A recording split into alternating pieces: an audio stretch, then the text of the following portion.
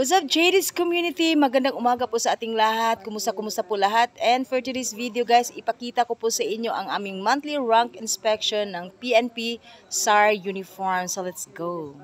At eto na nga guys, naghahanda na po yung mga katropa ninyo para po sa activities na ito.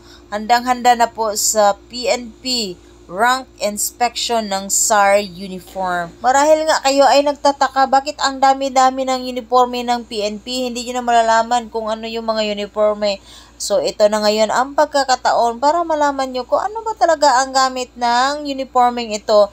And syempre nagkakandak po tayo ng rank inspection sa ganitong uniform nang mapanatili po natin yung tamang bihis natin, maayos yung bearing natin before the eye of the public.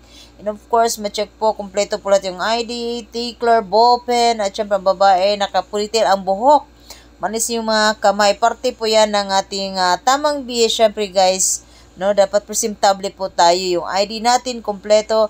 Dahil parte po yan ng ating uniform, yung ID, yung ATM, yung tickler, yung ballpen.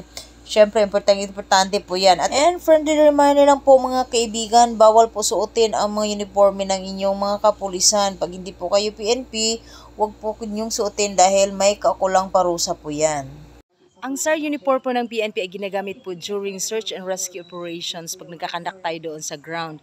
So, pag may mga baha, landslide, apektado yung community natin, dito po yung kapulisan nyo para i-rescue. Ito po yung uniform na ginagamit natin sa labas. So, that's it. Thank you so much for watching. Hope you like our video at may natutunan kayo this morning. Bye! This is your Lispo Vlogger. Thank you so much. Bye!